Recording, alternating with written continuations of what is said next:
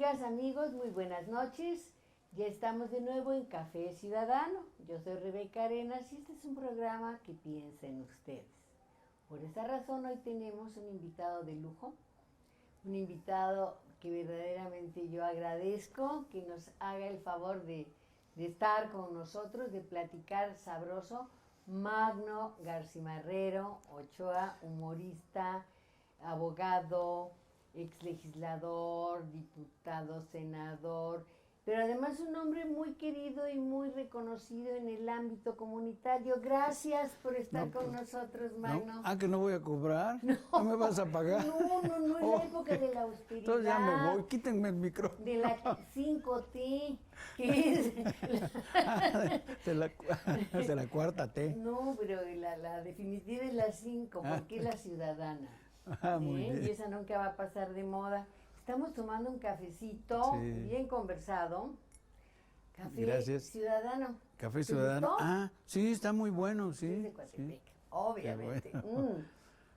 Pues gracias por la invitación que me haces y estoy a tus órdenes, de veras. Perdón por la confusión. El gran y próspero ingreso pues, era en otro programa. Oye, yo quería compartir con nuestros seguidores, con nuestro auditorio, un tema que es muy importante y que abordamos hace 6 meses, que nos hiciste el favor de aceptar una invitación a Café Ciudadano. En aquel entonces, porque acababa de aprobar el Congreso Veracruzano la iniciativa de ley de voluntad anticipada, que yo quisiera, para no correr, sino que le vaya quedando clarito a la gente de qué se trataba. Fue un avance muy importante que en Veracruz se aprobara, aunque fuera un poquito tarde. Platícanos esa parte. Sí, bueno, la ley de voluntad anticipada se aprobó, me parece que el 13 de diciembre, por ahí, del año pasado. Exacto. Y su propósito es...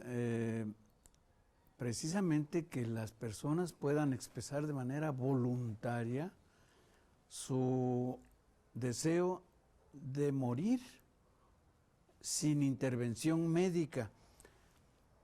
Esto es porque usualmente los médicos, siguiendo los viejos principios hipocráticos, tienen como propósito no dejar morir a nadie.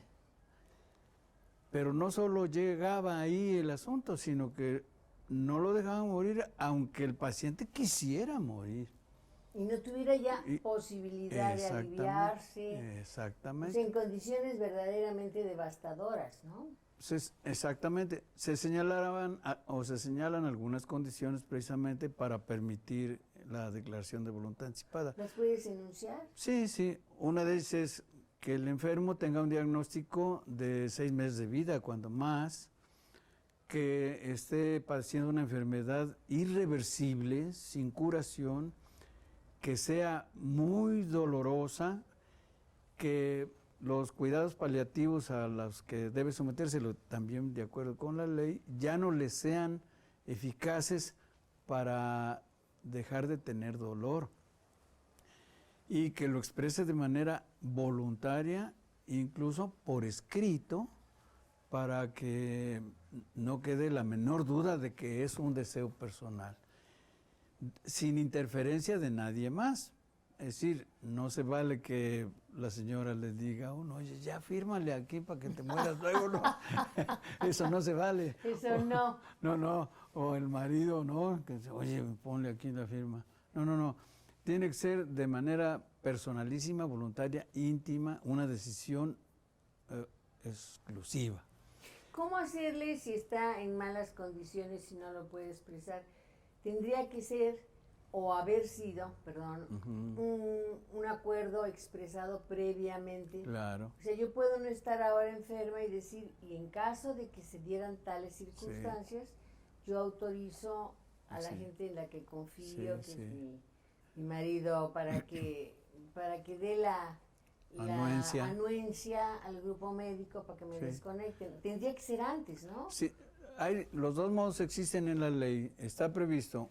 Uno es que se haga con anticipación y con todas las facultades mentales. Es decir, siempre se necesita que la persona esté perfectamente consciente y enterada de lo que tiene. Y en ese momento puede hacerlo ya que está internado en un centro hospitalario o desde antes, cuando esté completamente sano, cuando no tenga preocupaciones, simplemente que sea mayor de edad en uso de sus facultades mentales. O sea, que un muchacho de 18, 19 años puede ir ante un notario público y hacer su declaración de voluntad anticipada para cuando se ofrezca. Entonces, claro, y eso en es válido. ese caso, incluso si hay órganos sanos, está la opción También, de la donación, ¿no? Sí, ofrecer sus órganos en donación para cuando, es decir, eso ya lo manejaría la autoridad o los médicos. En un momento dado, también ya en estado enfermo y hospitalizado, la misma ley prevé que se pueda hacer un formato, ya deberían existir ya los formatos, en la mayoría de los hospitales de la República ya existe, parece que en Veracruz todavía no lo tienen porque parece ser que el gobierno del estado ha descuidado un poquito el hecho de cumplir con ese requisito de que haya un reglamento ya, porque la ley que se aprobó en diciembre les dio 3 meses para hacer el reglamento. ¿No ha salido? Y no lo han hecho. ¡Ah, caramba! Entonces está pendiente. No sé si a lo mejor ni hace falta, pero bueno, pues se tiene que hacer porque todo es un mandato tipo de ley. Por claro, reglamento es como opera, ¿no? Claro. Y en los hospitales existe el formato para que la persona lo suscriba, lo llene, lo firme, y lo firmen 1 o 2 testigos y lo firmen los médicos que están dando un diagnóstico de ese tipo de enfermedad incurable, dolorosa, irreversible y con una previsión de 6 meses de vida. Eso ya existe. O sea, ese es un antecedente importante que yo estaba muy contenta aplaudiendo, y me das la noticia de que llegamos tarde como entidad, Sí. que siempre se lució por ser una entidad de vanguardia, adelantada. Sí. ¿Qué número fuimos de las que aprobaron? 20. La 20, el número 20. Sí. Creo que todavía faltan 12 entidades federativas que hagan su ley de voluntad anticipada. Pero hay la promesa del gobierno federal, de la Cuarta Transformación, de que se haga federal la ley de voluntad anticipada para aplicarlo en toda la República. ¿Cuál es la diferencia? Acabo de leer en los periódicos, y esa es la razón por la que yo quiero compartirte, sí. Quiero compartir, que nos compartas tu conocimiento y toda la precisión que tienes en este tema y en otros, con nuestros seguidores, con nuestros amigos. Se hace que el día primero de hace un mes, se acaba de aprobar en el Congreso Federal la ley de la muerte digna. Sí, efectivamente. ¿Cuál es la diferencia entre voluntad anticipada y muerte digna? Y una duda personal, muerte asistida, que de esa no estamos hablando, pero ¿tiene que ver con algunas de las dos? Sí, tiene que ver. La están llamando, ahora que se propuso al Senado, en el seno de la Cámara de Senadores, el proyecto de reforma del artículo 4 constitucional que habla de la salud. Y el párrafo 4 de ese artículo especifica que todos los ciudadanos mexicanos tenemos derecho a la salud, y que pues se entiende que el gobierno tiene la obligación de cuidar la salud de los ciudadanos. Claro. Entonces, agregado a esa salud, la salud para nosotros es para tener una vida digna. Claro. Consecuentemente, tras de una vida digna debe haber una muerte digna. Buen hilo de reflexión, buen pues sentido, una reflexión, ¿no? Lógica, sí. Claro. Entonces, para tener una muerte digna, la persona debe llegar a ella sin sufrimientos, sin estertores, sin trastornos, sin violencia, ¿sí? Sin llegar al rastro en que vivimos últimamente. Entonces, ¿cómo se puede lograr? Hay gente que ha llegado a pesar 30 kilos y que una computadora y el movimiento de la pupila es quien da las instrucciones. O sea, eso no es vida. Sí, Como no, dirían, no es vida, eso ¿no? ya no es vida. Entonces, la ley, en ese sentido, lo que está proponiendo para que pase a la Cámara de Diputados y que se apruebe para que luego el Ejecutivo lo publique y hagan la ley, es decir, cobre vigor la disposición y la reforma, es con ese propósito de que los ciudadanos gocen de esa posibilidad. Ni siquiera es obligación, ahora te mueres dignamente. No, no, no. La gente no lo debe entender así. Lo que tiene que entender es que se abre una posibilidad de disfrutar de una garantía de esa naturaleza. Morirse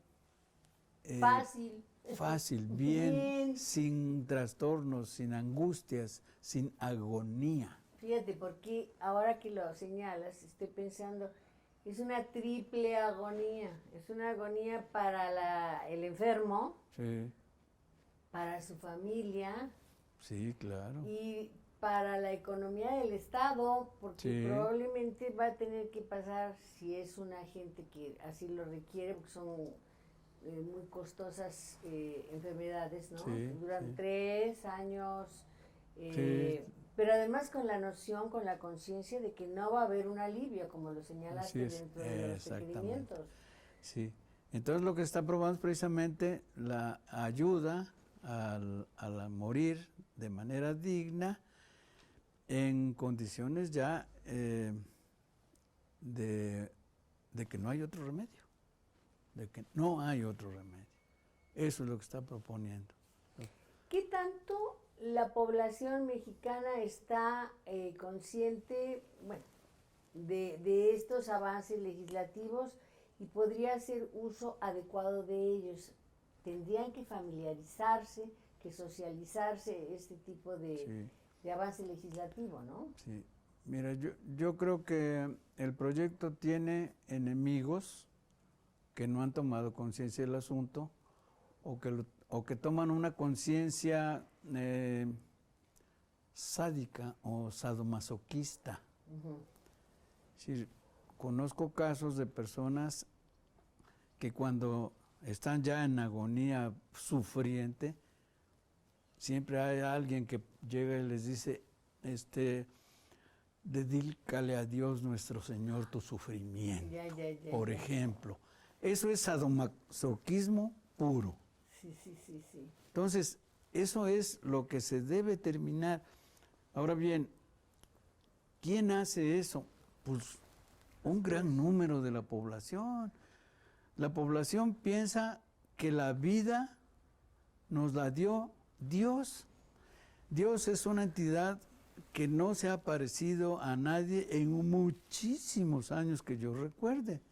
No sé, pero cuando más a mí no se me ha parecido. No, a mí tampoco. Entonces, resulta que en un momento dado hay personas que siguen teniendo la creencia de que la vida nos las dio Dios y Dios no las debe quitar. Eso es una verdad en México. Hay quien cree eso y entonces... Pase lo que pase, pase lo que pase, tienen que esperarse hasta que Dios baje el dedo. Entonces, esas son las personas que no les parece que tú vayas a decidir sobre tu propia muerte o que yo vaya a decidir sobre mi propia muerte. ¿Cómo vas a decidir tú algo que solamente lo puede decidir Dios? También es una interpretación de carácter religioso. Completamente. En el sentido de que los propios protagonistas, los de la iglesia, serán de los principales impulsores de esta cerrazón respecto a tomar una decisión de mi vida es mi vida. Sí. O sea que, bueno, ¿Sale, no sale? Si tú te pones a pensar en cuántas decisiones has tomado tú por ti misma en toda tu vida, te vas a dar cuenta que son muy poquitas.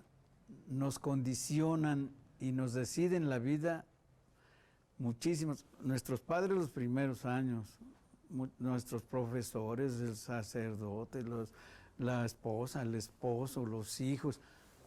Todo el mundo decide por ti y cuando llega el momento en que ya te tienes que ir, pues que ni eso te van a dejar decidir. Qué buen análisis. Este es totalmente Por cierto. favor, pues ya si quieres eso que te dejen decidir, ¿a qué horas te vas, no? Ah, pues no, ahora te jorobas, ahora hasta que Dios diga. Pues, yo me rajo. Yo me rajo. A ver, Magno, ¿tú qué quieres para ti? Eso, yo ya tengo mi declaración de voluntad anticipada desde hace 4 o 5 años. Ya el notario que me la hizo también se murió y no la hizo la Y suya. no la hizo. Ese es simpático y paradójico, por no fíjate. decir parajódico. Oye, fíjate, Sí. y tu esposa y tus hijos lo asumen bien, ya hasta lo pusimos en práctica porque Cuéntanos. hace 3 años yo tuve un ataque cerebral, estuve ya a punto de irme chupar para el otro, faros, sí, dicen y los intelectuales. perdí la conciencia 7 días y los médicos dijeron, no, pues ya, vamos a enchufarlo para ponerle, bueno, a meterme algunas tripas en el buen sentido, para tratar de que sobreviva y como yo ya tenía mi declaración de voluntad anticipada, pues mi hijo fue el que se encargó de decir, no, pues es que aquí hay un papel que dice Él que quiere, no claro, quiere que le pongan respetar nada. tu voluntad, tu Y hijo. sí, Y luego, y ¿qué a- dijeron los doctores? no, pues está No les bien, quedaba de otra. pues no les quedaba de otra, Ajá. no les quedaba de otra, Y entonces no bueno, pues, estaba aprobado por el Congreso veracruzano. todavía no, no, en esa eso. fecha todavía no, eso se aprobó, te digo, hace apenas, ¿qué? 7 meses, 8 meses, y en aquella época, hace 3 años, pues 4 años, no estaba aprobado. Sin ¿Cómo embargo, regresaste?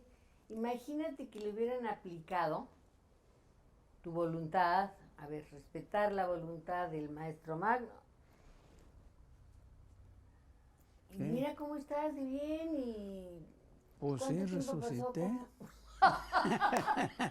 resucité. Resucitó.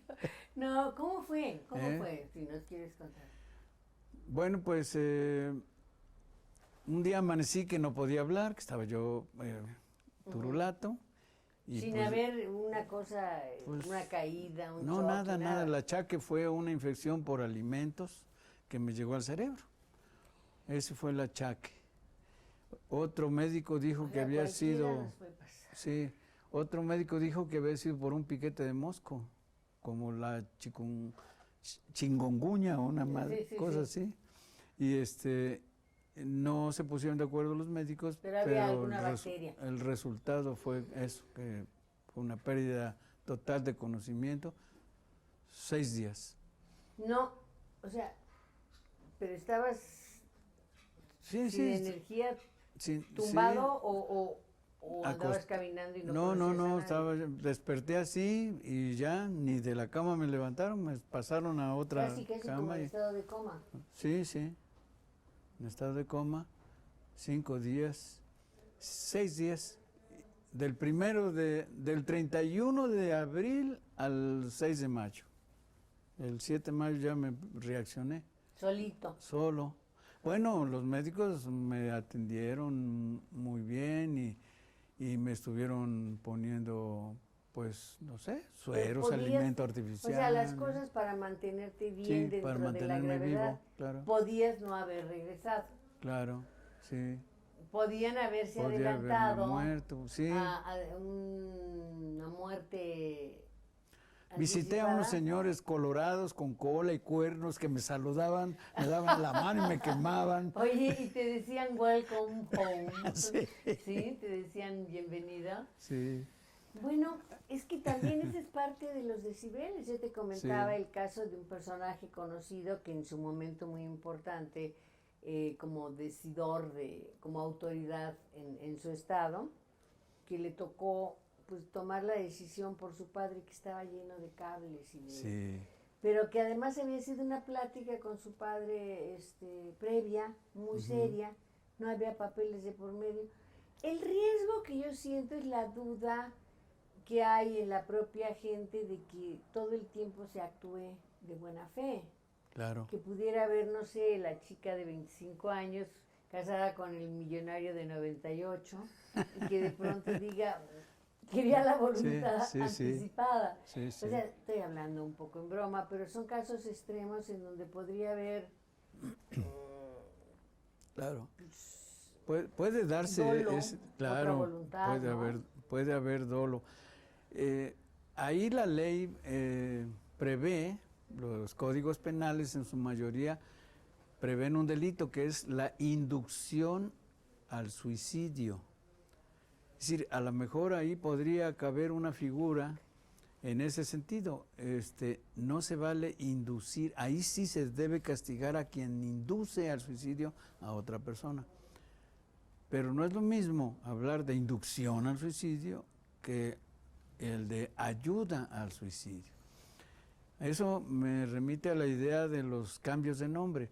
Es decir, le pueden llamar muerte digna, le pueden llamar muerte asistida, muerte piadosa, le pueden llamar de diferentes nombres.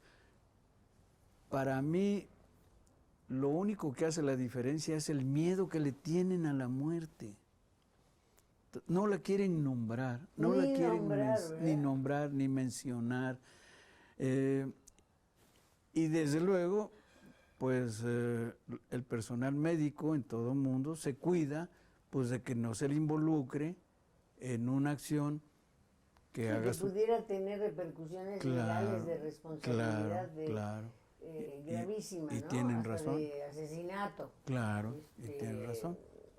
Homicidio. sí, sí, sí. Entonces, todo eso lleva a que haya cierta resistencia en unos momentos muy fuertes. Mira, en Holanda se habló hace 2 años de que al año siguiente, o sea, en el año pasado, se iba a aprobar el derecho a la decisión de morir simplemente por el aburrimiento de la vida. Ya no por Ya no, enfermedad como lo estamos haciendo aquí. en Ya Holanda, no. sí. Sí, Bueno, estos países, Finlandia, los países sí. nórdicos, ¿no? Luxemburgo, Holanda, Suecia. Suecia, Noruega, Sí, Dinamarca, que hay mucha gente que vive de noche, pero no porque se vayan de parranda en la noche, sino por la posición sí, geográfica que hay, sí, luz pocas horas del día, todos los bienestares resueltos, ¿no? Todos sí, los estándares, todos los niveles de bienestar así es. básicos resueltos y que hay mucho suicidio Mucho por aburrimiento o por por aburrimiento. depresión. Por depresión también, puede ser. Pero bueno, esa propuesta que se hizo no ha llegado a aprobarse. También le tienen miedo La al del hecho. día 1 de junio. No, la del día 1 de junio aquí, Ah, sí, comentas la de Holanda. comento la de Holanda. Esa está en suspenso todavía, precisamente por la resistencia que hay a que la gente pues no se debe morir o no se quiera morir ni por aburrimiento ni por depresión. O sea, no lo puedes facilitar tanto, ¿sí? ¿O Sí, no? no. Bueno, en el caso de la depresión no, porque pues es un estado, ¿cómo diría yo? Un estado de la conciencia álgido, violento, Distorsionado. agudo, que termina en un momento dado, ¿no? Ujú, ujú. Y que pues eso tiene sus razones lógicas. El aburrimiento es un poco más largo. La gente se va aburriendo de vivir también. Pero bueno, no se ha considerado como una posibilidad. ¿Qué es más económico para el Estado-Nación? ¿Divertirlos, entretenerlos, darles terapia ocupacional o dejar que se mueran, que se maten? Pues para el Estado es más barato que se maten. Para el Estado es más barato que se maten. Pero bueno, la vida es, desde el punto de vista axiológico, el valor más importante que hay que cuidar y que proteger, más desde luego que las cuestiones económicas. Aunque si eso le dices tú a una persona que maneja un camión de transporte de billetes, para esa persona pues es El más resguardo de lo importante económico. los cachos de papeles que lleva el camión que la vida de un sujeto. Si alguien se arrima y con cara de malo, pues lo pueden matar porque se quiere llevar un papel. Sí, es el valor máximo, entonces, ahí está determinado por claro, la escala de valores en esa chamba, exactamente, ¿no? Y la escala de valores, pues en teoría es universal y está presidida de manera importantísima por la vida. Eso es lo más importante. Magno, en este país de contrastes tan enormes, contrastes culturales, socioeconómicos, educativos, todos entreverados unos con otros, es muy poca, o sea, ustedes son adelantados en realidad para lo que es los 120 y tantos, 130 millones de mexicanos que tienen sus veladoras, que tienen su fe, que es una cuestión de un carácter muy subjetivo, el preservar la vida. A lo mejor se les muere antes porque ni siquiera tienen acceso a los servicios de salud, ¿no? Pues sí, es cierto. Pero sí, lo que pasa es que es una contradicción también. Alguien tiene que ir adelante. Sí, pues alguien tiene que ir adelante. Y digo que es una contradicción porque si los creyentes creen que hay otra vida, pues ¿para qué se reguindan en esta? Claro, ¿Cómo la ves? Es cosa de analizarlo. Pues es cosa de analizarlo, ¿no? Claro, ¿para qué quiero? Bueno, pues si ya me tengo que morir, pues me muero. Pues sí. Y me voy allá donde están. Fregados los que pensamos que ya no hay otra. Sí. Pues eso sí, porque ya aquí se me acaba y ya se acabó. ¿Y ahora? ¿Y ahora? Ya. ¿Y nada? Nada, la nada. Eso sí. Sin embargo, bueno, pues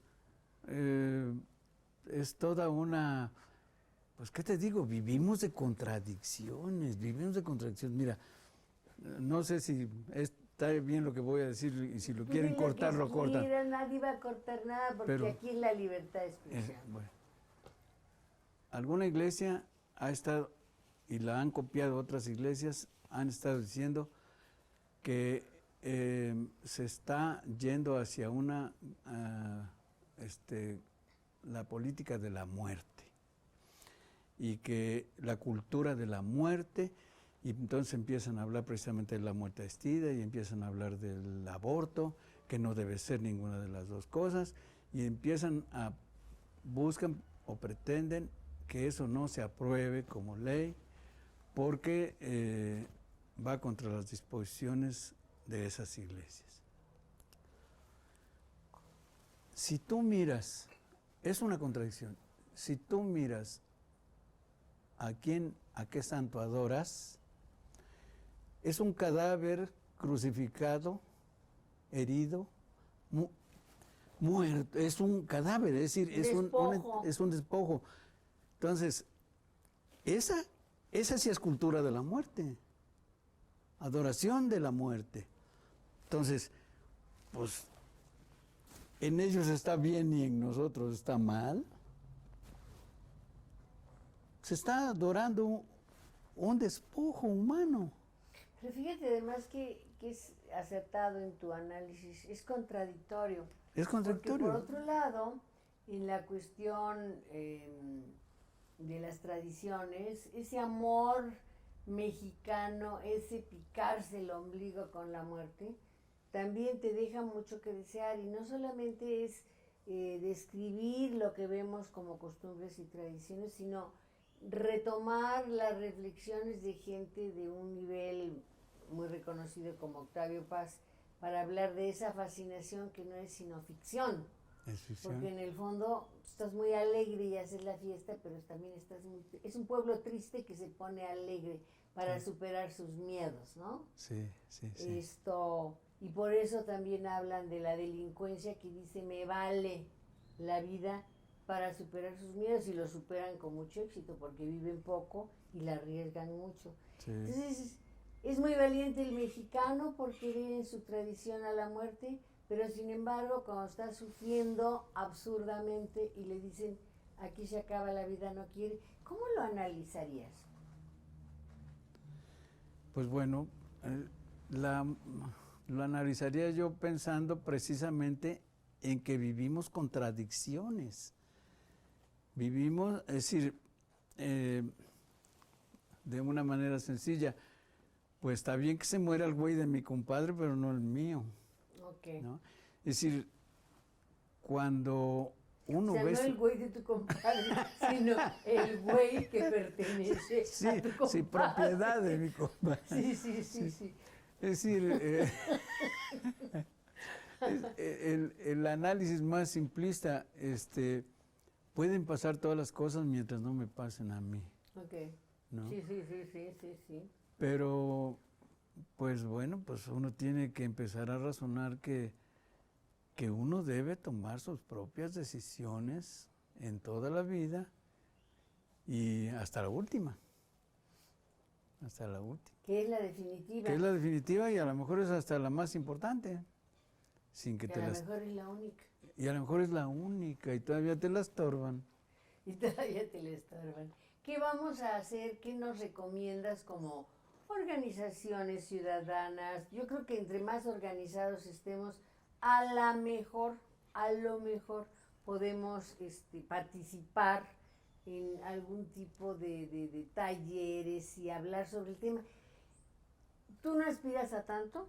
Porque tampoco debería de ser una letra muerta que se quede por ahí sin reglamento, por ejemplo. No, yo creo que esto es pendular, viaja para un lado y para otro.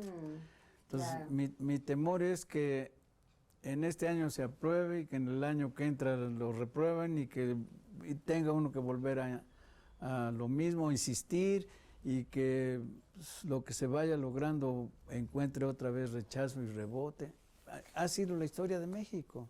De alguna manera esto se refleja muy, muy claramente en todo lo que son estos avances legislativos, como es el aborto, como es el matrimonio del mismo género, ¿qué otra cosa? Igualitario. Yo recuerdo hace 5 años, en la Ciudad de México se decía la capital, bueno, para empezar era Distrito Federal, y era la capital de las libertades. Sí. Hoy día esto está como pendiendo, a propósito del péndulo, como pendiendo de un hilo, porque en los estados de la República se ha empezado a hacer mayormente acendrado la negativa. Por ejemplo, aquí en Veracruz se acaba de negar matrimonio igualitario, ¿es correcto? Es correcto que se acaba de negar y en contra de la ley, es decir, no es correcto. O sea, pero acaba de pasar, es cierto, güey. Sí. Es cierto que estuvo mal, o que estuvo incorrecto, ¿por qué? Es que ha habido amparos y la Suprema Corte ha dispuesto que el Registro Civil de Veracruz tiene la obligación de permitir que contraigan matrimonio personas del mismo sexo. Y eso es una orden de la Suprema Corte de Justicia, no hay más. Pues no.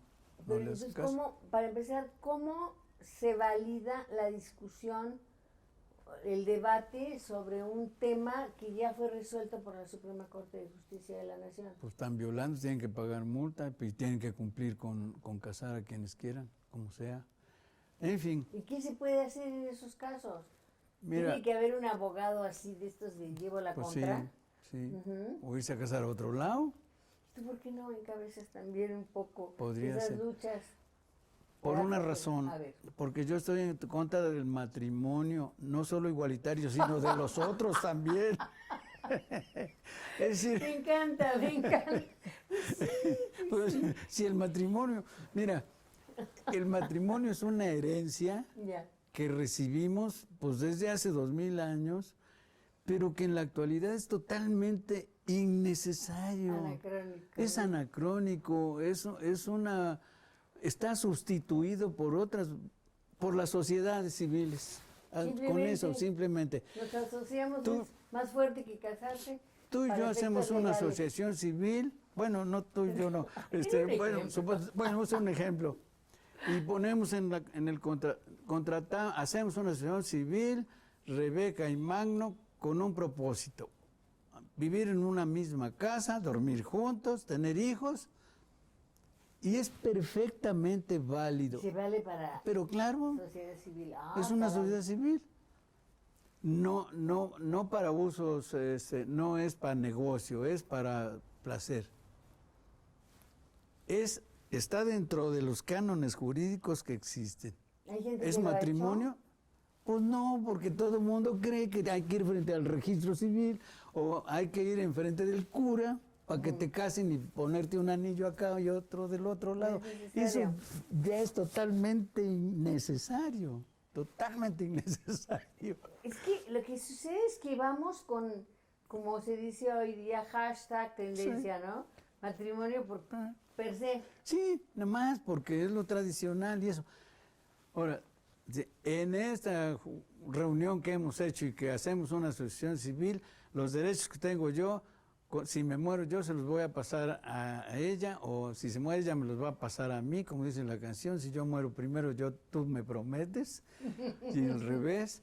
Y lo registramos, no se tiene que registrar en el registro civil, se tiene que registrar ¿Un notario? con un notario público. Con un fedatario de otro Sí, tipo, sí, ¿no? sí, de Ahí. otra naturaleza.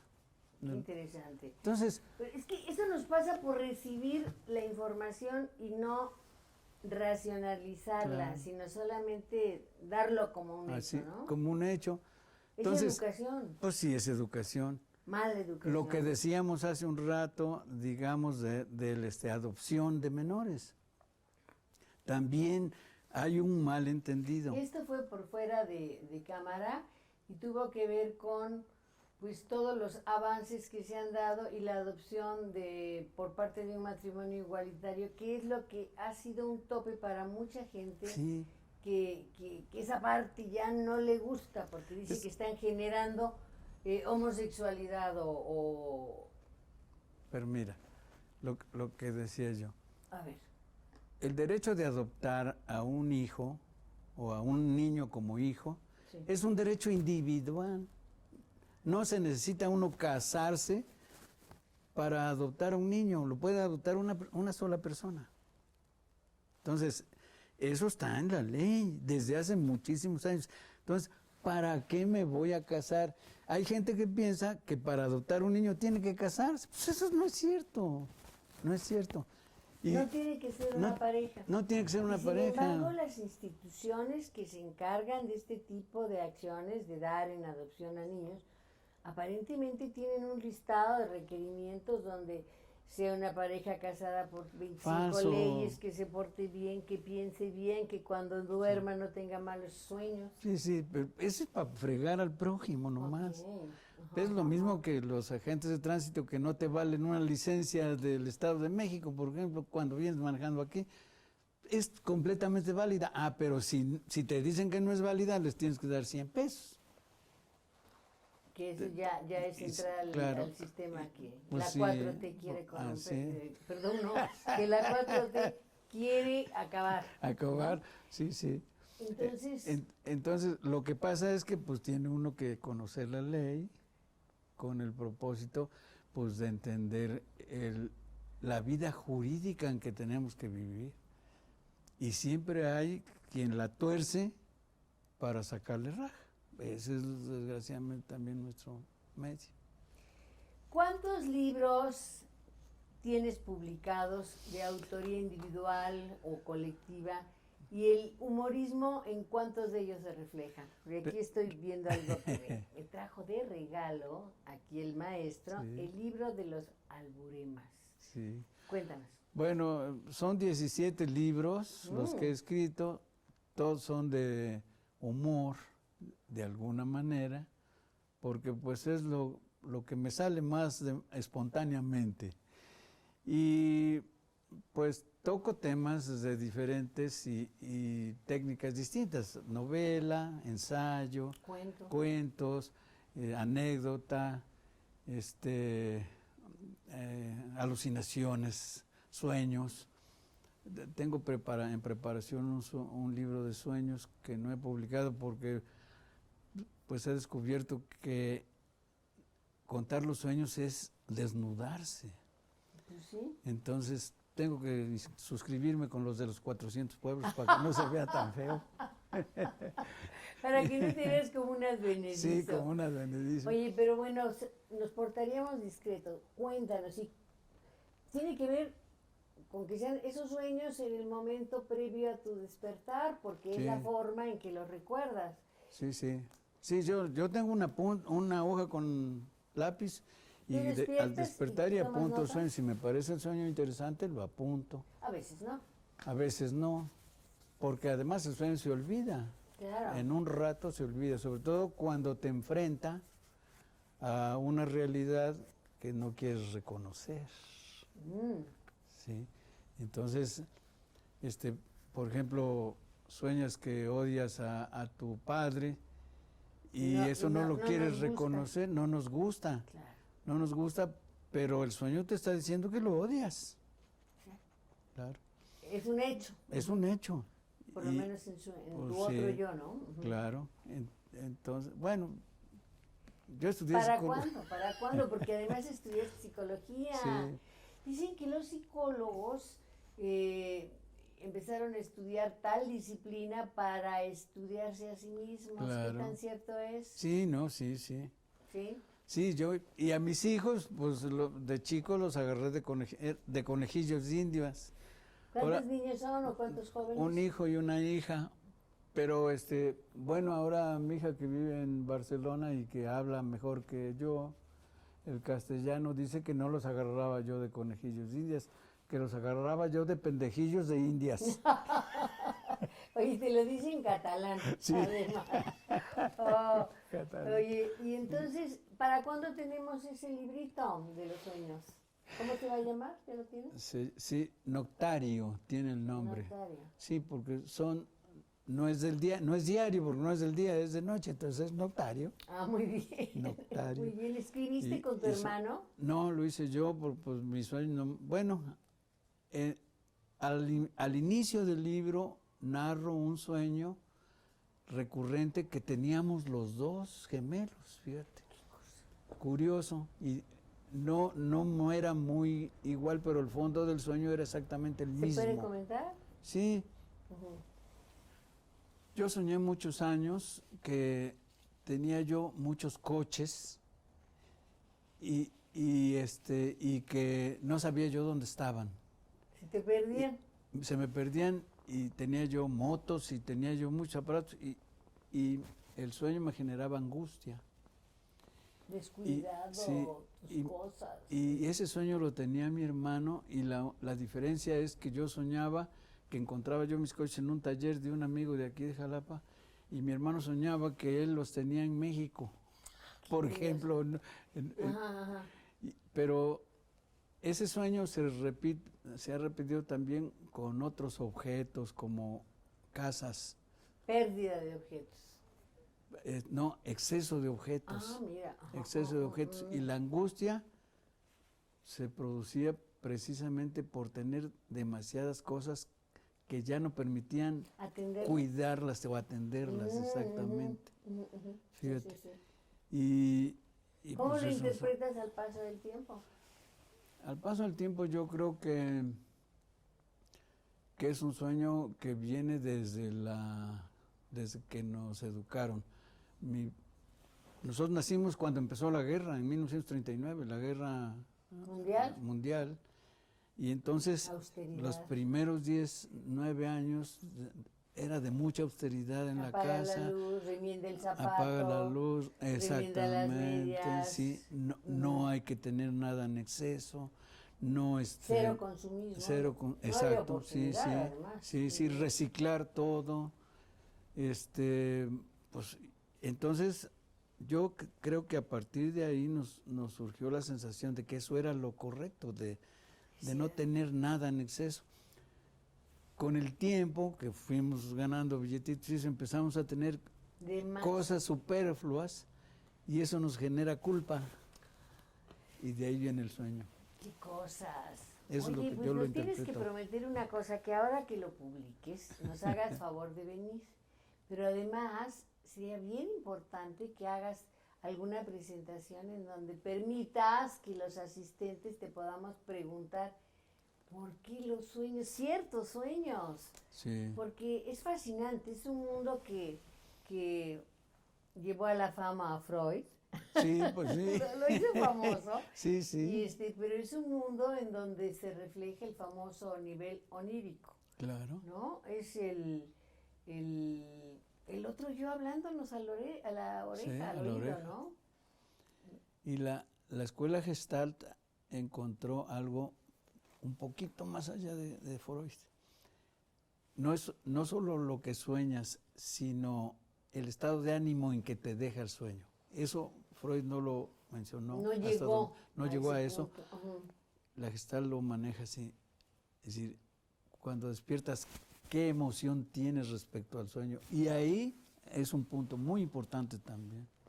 Fíjate que leía, ya ves que hay mucho en autoayuda, en redes sociales y demás, que decía, ¿quieres saber cómo va a estar tu día de mañana? Dinos cómo estás viviendo tu día de hoy. Si esto es un ánimo a la baja, si esta es una actitud fatalista.